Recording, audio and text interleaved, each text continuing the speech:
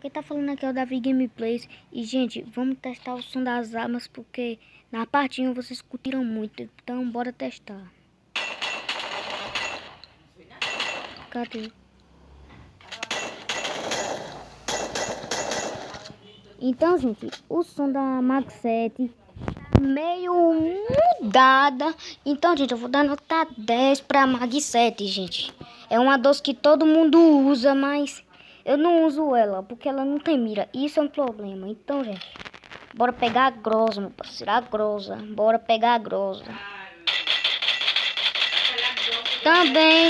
Também, gente, o som da grosa tá meio mudado também. O som da grosa no Free Fire normal era com silenciador e agora está sem silenciador. E isso é muito realista, ó, gente, ó. Aqui, gente, eu vou fazer o seguinte aqui, eu vou tirar aqui. O som da grosa está meio diferente. Então, vamos testar também a M60, meu parceiro. A M60 eu não uso ela, mas bora testar o som.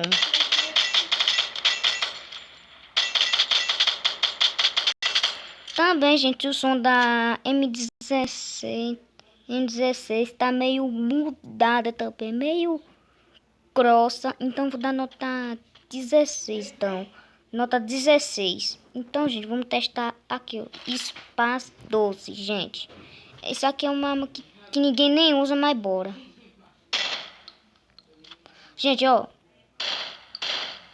Mano, o som da 12 parece que você tá usando uma pistola, saca? Então, gente, também vamos pegar as pistolas, que é a G18, meu parceiro. Vamos ver a G18 como que tá hoje. Bora.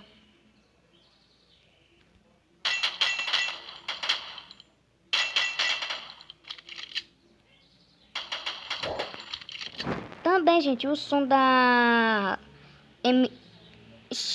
Gente, eu não sei o nome dessa pistola, agora esqueci. Gente, o som dessa pistola da Glock está como se fosse mudado também.